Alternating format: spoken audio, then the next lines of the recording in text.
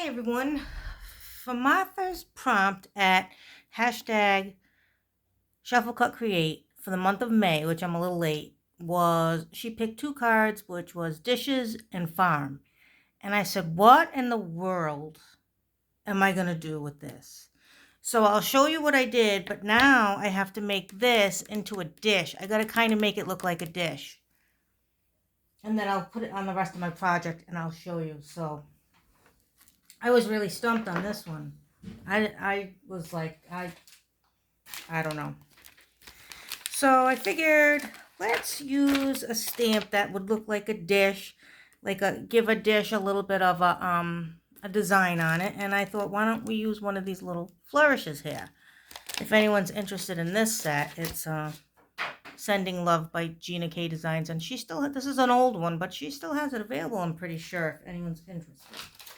But I gotta make this look like a dish. So let's just get one of these. Now, I don't know how this is going to come out, guys. It might look horrible, but that's just how it goes. Sometimes you do things and it looks terrible. We're just going to have to see how it works. All right, so let's try to make this look like a dish.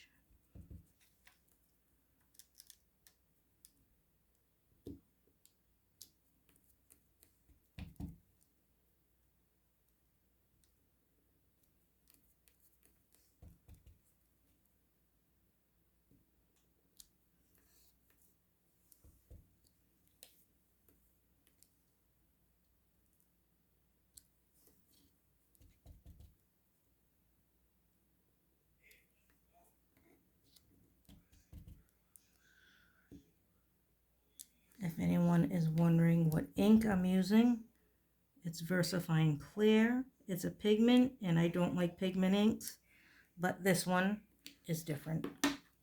It does not smudge, and you don't have to wait for it to dry as long as it is not on a glossy paper. If it's on regular paper, you can stamp, you can go like this, it won't do anything. It's a great pigment ink. It's the only one I will use, aside from the Gina K white pigment ink. I use that sometimes. So I'm just going to go over this with clear embossing powder, just to make it a little bit, the ink still is a little bit wet, so it should work. It should work. Just to give it a little bit of a shine. Okay, you see that that's dull now, and then when I hit it with the heat gun, you will see how shiny it gets. And for that, I'm using clear. This is by Ranger.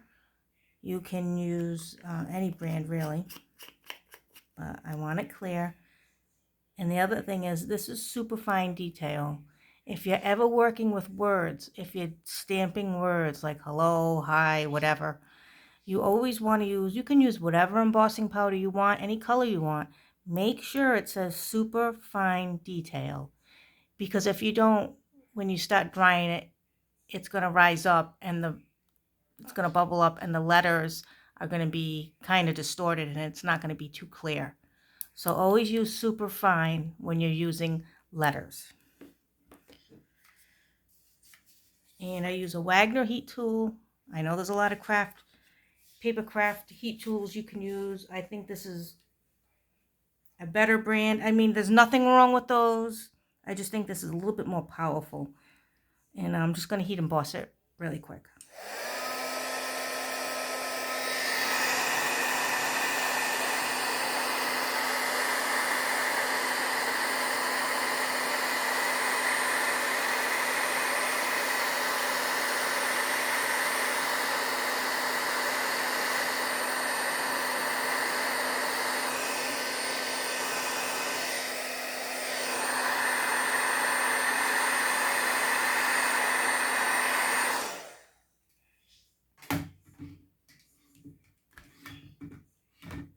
Another tip, see, as you can see now, it's all nice and shiny. Let's see if I can kind of get that to shine. I don't know, but it is shiny, I promise. And another thing is, when you're doing this, if you're doing this for the first time, when you put your heat on it, as soon as you see it start to shine, move to the next. If you keep your heat gun too much on one spot, it'll bubble and burn. You don't want that. So as soon as you see it, see the shine, as soon as you start to see that, because as soon as you hit that, it's going to turn darker and it's going to give it a nice shine. Then you move to the next image. You move to the next. Keep going fast. Don't just leave it sitting there because it's not going to look good. The shine's going to come off of it and it's going to be all bubbly. Ask me how I know. The first time I ever did heat embossing, it was perfect. And then, like, I don't know, a few times after that, I left it on too long. And you'd think it would be the other way around. You'd think I would mess up in the beginning, but I didn't. I kind of messed up later on. So always know that when you see that shine, you move to the next so that it does not burn. So I did not know what to do for this. So I went through my cards and I came across a farm card someone had given Damien. So I used my Stress Oxide Wild Honey. I haven't used this color before. I had it for about 3 or 4 years, but I haven't used it. So it's kind of an orange color. I used that. I distressed the background and then I sprayed it with water and took it up with some paper towel so that you have all those spots. I put the image here of the cow and the cat and the dogs. And is that a baby horse? I think so. And then another cat right there at the bottom. Put some washi tape. And I'm going to just put now this at the top for a sun. It's a dish. And we're going to use it as a sun, okay? That's just what we're going to do for this crazy thing. Now, I didn't know if I wanted to put it up here and cut off, but I think I'm going to just leave it like that. And you know, this was a crazy one, so it's going to look crazy. It's just how it is, right, Martha? Now, for the month of June, Martha picked collage, and orange.